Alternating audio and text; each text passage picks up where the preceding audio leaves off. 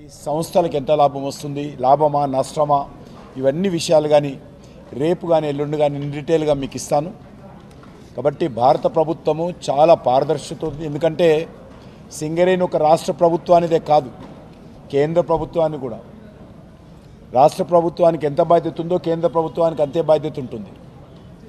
కాబట్టి ఇటు రాష్ట్రము కేంద్రం అనుకోకుండా ఈరోజు కోల్ ఇండియా లిమిటెడ్ ఏ రకంగా మేము ఇంపార్టెన్స్ ఇస్తామో అదే ఇంపార్టెన్స్ దానికంటే ఒక అడుగు ముందుకేసి ఈరోజు సింగరేణికి ఇస్తాం మేము. అందులో ఏ రకమైనటువంటి అనుమానాలు తెలంగాణ ప్రజలు కానీ సింగరేణి కార్మికులు కానీ పెట్టుకోవాల్సినటువంటి అవసరం లేదు.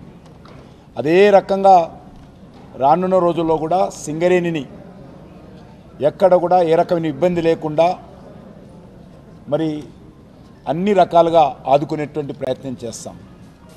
కాబట్టి దీంట్లో ఏ రకమైనటువంటి రాజకీయాలు నేను ఇక్కడ మాట్లాడదలుచుకోలేదు. ఈరోజు ఒక మంచి కార్యక్రమం, నేను మంత్రి అయిన తర్వాత మొదటి కార్యక్రమం మన హైదరాబాద్లో పెట్టుకోవాలి. నేను హైదరాబాద్ సంబంధించినటువంటి వ్యక్తిని, తెలంగాణ బిడ్డనైన ఉద్దేశంతో గత 9 కార్యక్రమాలు ఈ రకమైన కార్యక్రమాలు ఢిల్లీలో జరిగితే మా అధికారులందరూ కూడా హైదరాబాద్లో పెట్టాలనేటువంటి అక్బంతో వాళ్ళని ఒప్పించి ఇక్కడ పెట్టుకున్నాం. కాబట్టి ఒక మంచి కార్యక్రమం స్టార్ట్ చేశాం.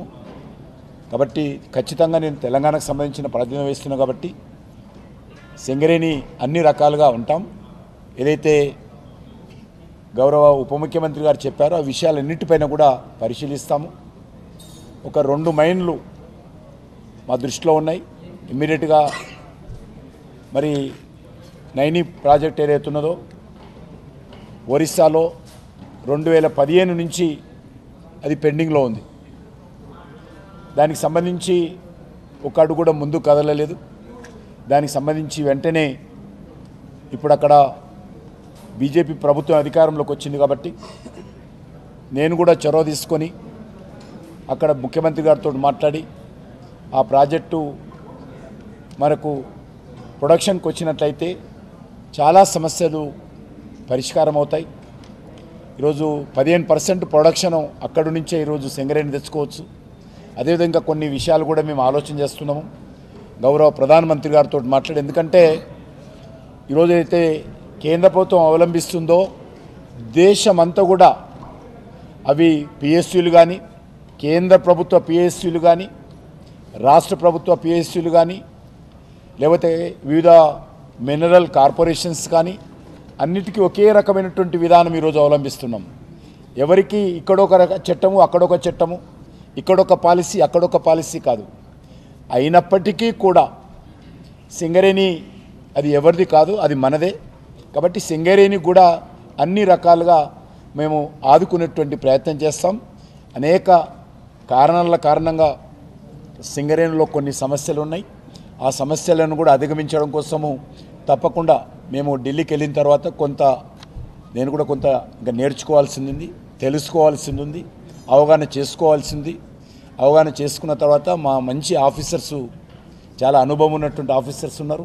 సింగరేణి విషయంలో గవర్నమెంట్ ఆఫ్ ఇండియాకి సంబంధించి మా సెక్రటరీ కానీ, మా అడిషనల్ సెక్రటరీ కానీ, మిగతా జాయింట్ సెక్రటరీస్ కానీ చాలా స్టడీ చేశారు. వాళ్ళకు పూర్తి స్థాయిలో దీనిపైన పూర్తి అవగాహన ఉన్నది. కాబట్టి ఖచ్చితంగా సింగరేణికి ఏ రకమైన ఇబ్బంది ఉండదు.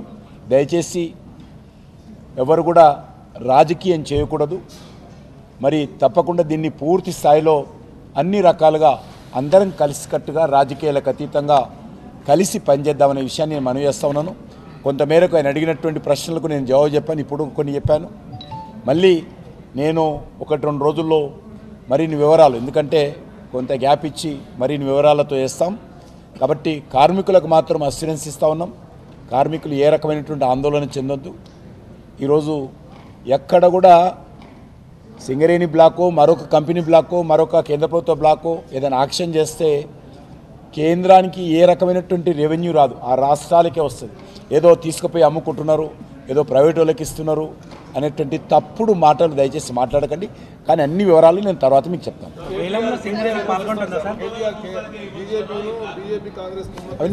అవి చాలా రోజుల నుంచి అంటారు.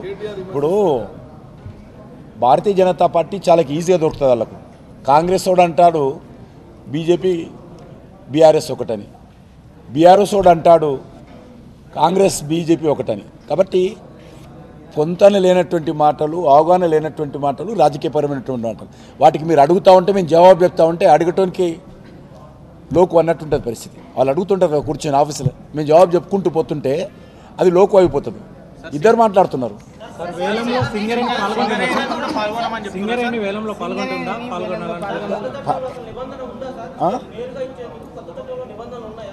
లేదు, ఇప్పుడు దాని మీద ఇంతవరకు దేశంలో ఎప్పుడైతే ఏ రకమైనటువంటి పాలసీ ఉందో అదే పాలసీ ఈరోజు దేశంలో గత 2020 నుంచి అమలు చేస్తూ ఉన్నాం. సుప్రీంకోర్టు జడ్జిమెంట్ ఇచ్చిన తర్వాత ఏర్పాటు చేసినటువంటి చట్టం తర్వాత ఇంతవరకు ఎక్కడ కూడా నామినేటెడ్ బేసిస్లు ఇవ్వలేదు. అయినా కూడా దీని గురించి ఆలోచించారు. నేను మాట్లాడుతున్నా కదా, అది చెప్పడం ఏంది, అది నోటిఫికేషన్ ఇచ్చినాం. వాళ్ళకొక్కరికి ఏం చెప్తాం? దేశమంతా అన్ని కంపెనీలకు చెప్పాము, వీళ్ళే కాదు, దేశంలో ఉన్నటువంటి రాష్ట్ర ప్రభుత్వాలకు ఎవరైనా రావచ్చు. Just an update. What's the update on offshore mineral auction status, sir? It was expected to start somewhere around